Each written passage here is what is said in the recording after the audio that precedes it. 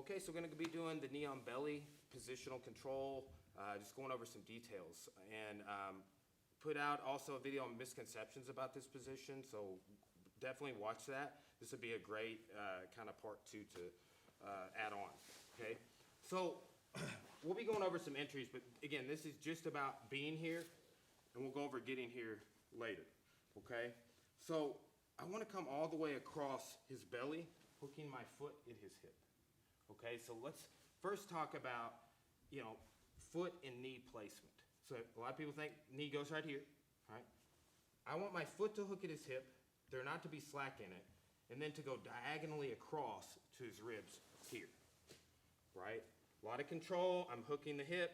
If I don't go deep like that, even if I hook his hip, he can start controlling, okay? So I need to almost just follow the line of his lapel, in a sense, right? So there. So that's my foot and knee placement. Now, let's get into hand placement, gripping, right? And distribution of weight, right? So if I'm thinking gi or no gi, this and this are really good controls for all occasions, okay? If you can't get this or don't prefer this, if it's gi, we can grab this lapel, right? So that's what I'm doing here. And this could be a cuff grip on his sleeve. It could also be a no-gi grip on the tricep, just like a C grip, or it could be a tricep grip, okay? But that's kind of, look, you have one hand on each side sort of idea. My preference is right here, because it works whether he's wearing a gi or not, okay?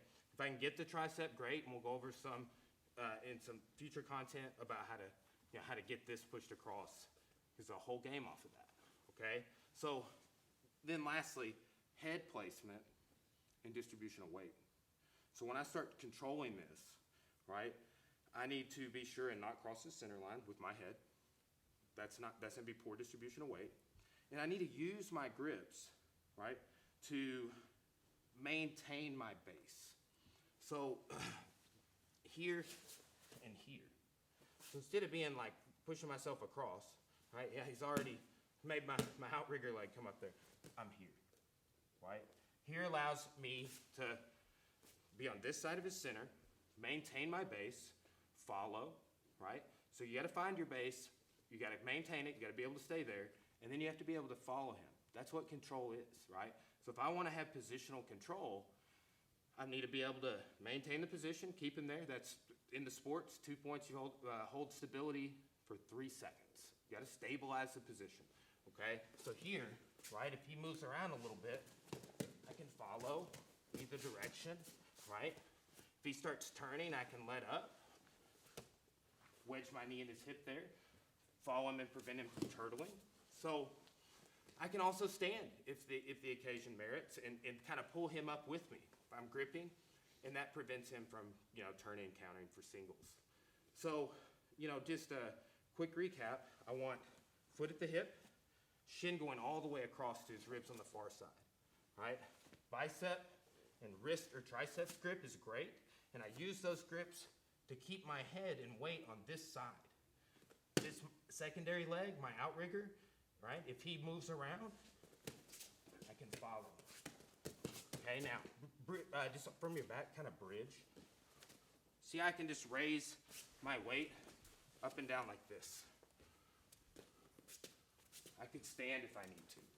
So, you have to be able to do all that. Those are all prerequisites. If I can't do those things, when he starts, trying to do the basics, hip escape, right? Walk out, turn in, turtle. You better do those things if I'm not holding the position correctly, right? So, this knee on belly, positional control.